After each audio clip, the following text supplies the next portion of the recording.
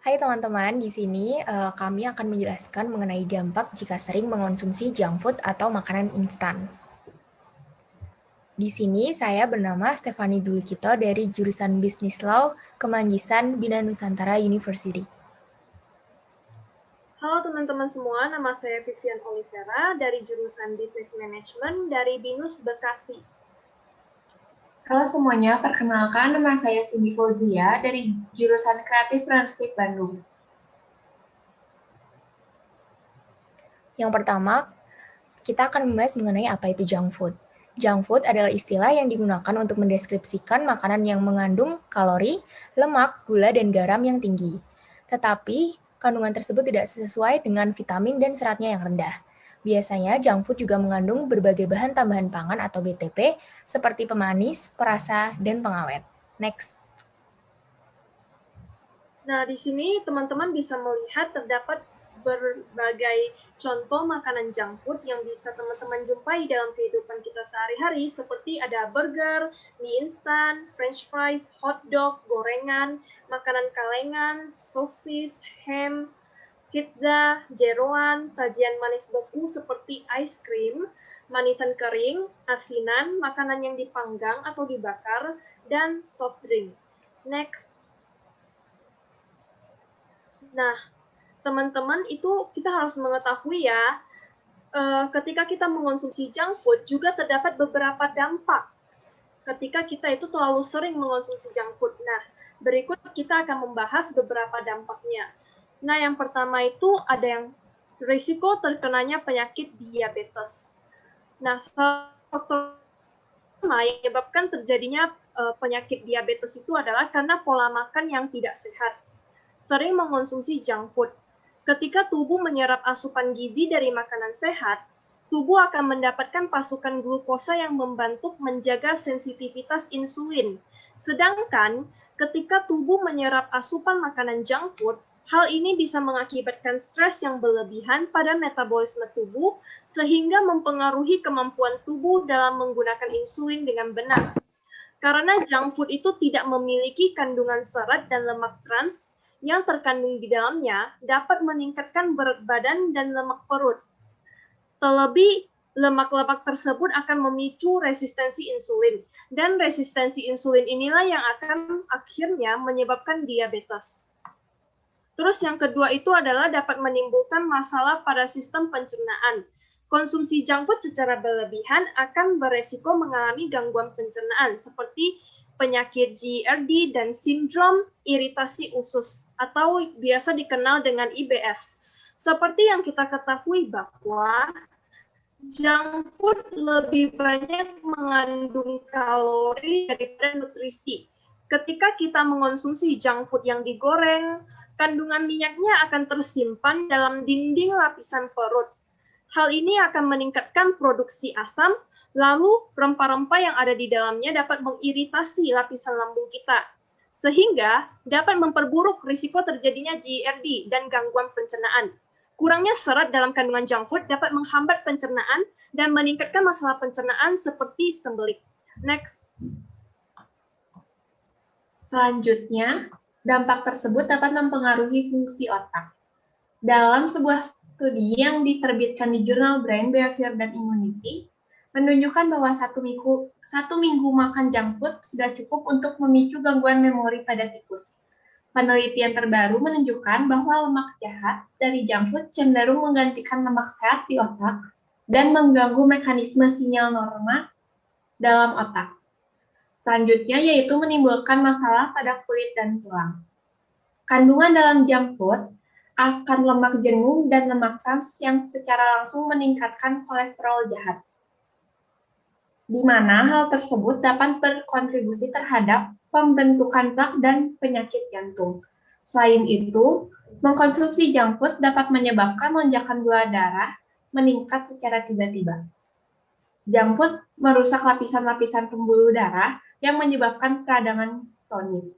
Peradangan ini menyebabkan kolesterol jahat menempel pada dinding arteri dan menghalangi aliran darah ke jantung, sehingga serangan jantung pun kapan saja bisa terjadi.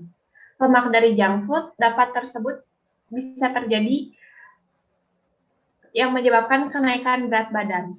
Dalam kondisi berat badan yang semakin meningkat, resiko terkena serangan jantung akan lebih tinggi.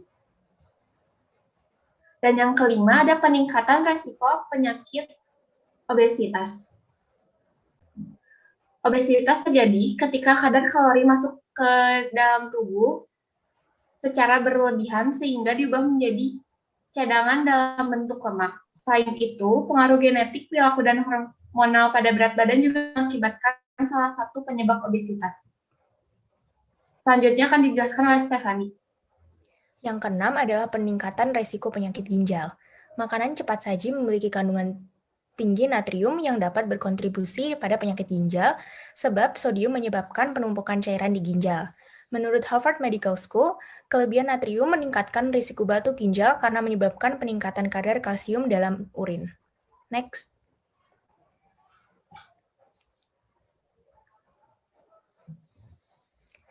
Yang selanjutnya adalah peningkatan resiko penyakit kanker. Hasil penelitian menemukan bahwa makanan cepat saji meningkatkan risiko penyakit kanker usus besar.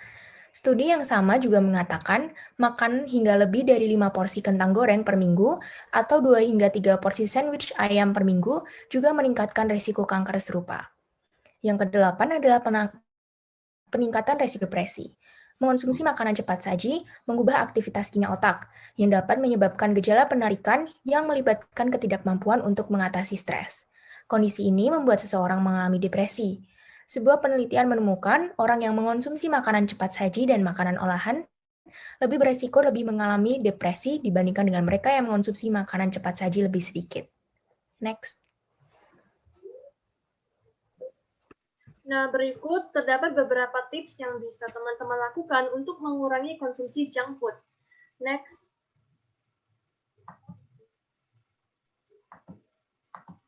Nah, setelah kita mengetahui terdapat beberapa dampak buruk yang bisa timbul akibat kita mengonsumsi junk food secara berlebihan, nah, terdapat beberapa tips yang bisa diterapkan dalam kehidupan kita sehari-hari untuk mengurangi konsumsi junk food.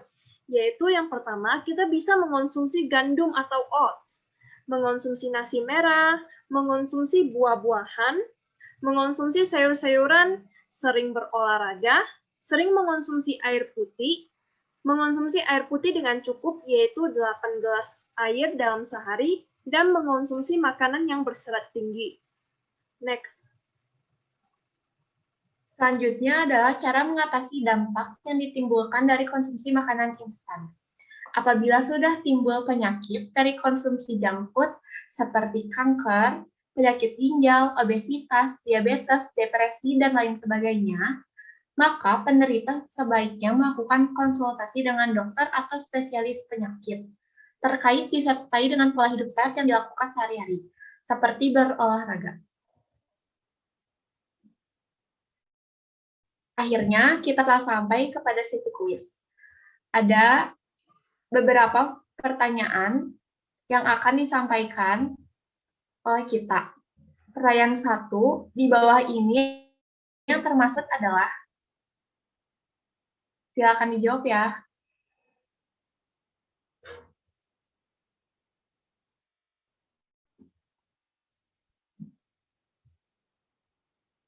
Waktunya 5 detik lagi. 5, 4, 3, 2, 1. Pertanyaan kedua, apa dampak yang disebabkan oleh junk food?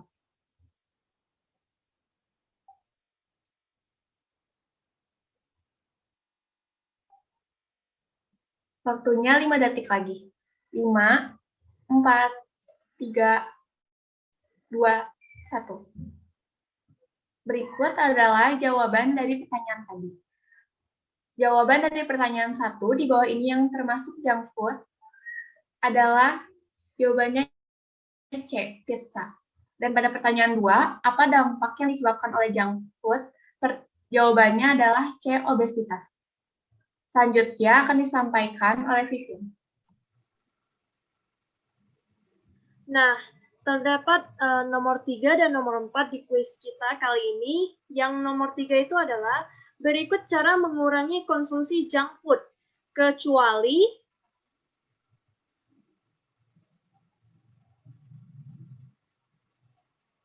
5 menit lagi.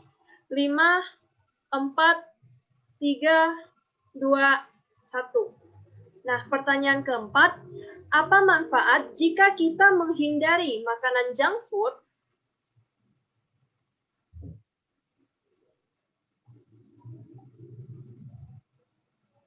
5 detik lagi. 5 detik lagi. 5, 4, 3, 2, 1. Ya, berikut kita lihat jawabannya ya. Next. Nah, jawabannya itu adalah berikut cara mengurangi konsumsi junk food, kecuali jawabannya itu adalah D. Terus-menerus membeli makanan di kedai junk food. Terus, yang jawaban apa manfaat jika kita menghindari makanan junk food? Jawabannya itu adalah B. Hidup menjadi sangat sehat. Next. Nah, yang ini adalah soal terakhir, yaitu berikut yang termasuk makanan sehat, kecuali